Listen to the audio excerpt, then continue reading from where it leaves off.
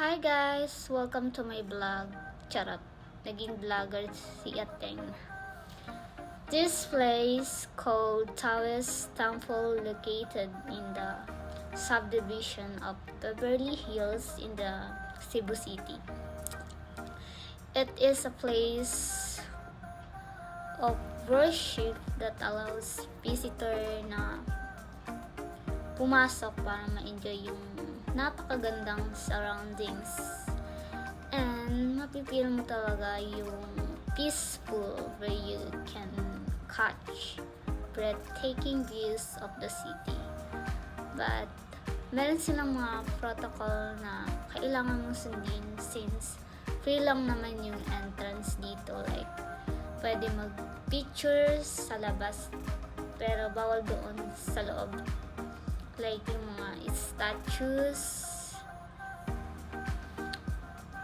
altars, background, saints. So napaka-strict nila pagdating dyan.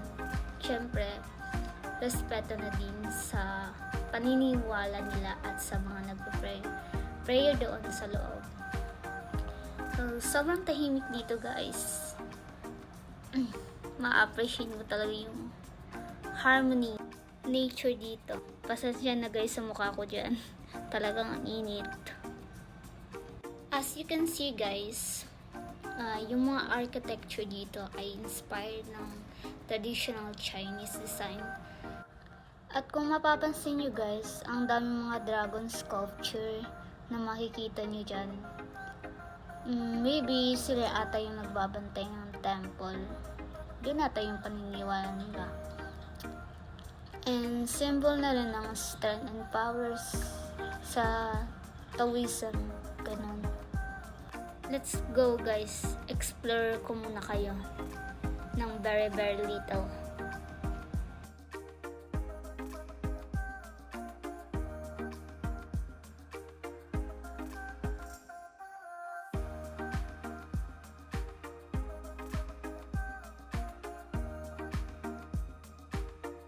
Marshall, magpapakit muna ako dito. Ayan. Pabigyan nyo na yung kaartehan ko dito. Ayan. Aesthetic. Feeling maganda. Ni Bebe Girl. Halika kayo guys, puntahan natin yung napakalaking dragon.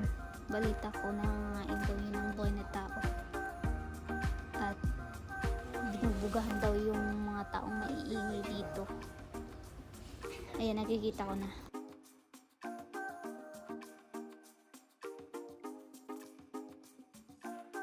Parang gutom na ata. Lalamunin ata ako. Tingnan nyo yung kamay. Ay, nako, alis na ako dito. Ayoko na. Natakot ang person.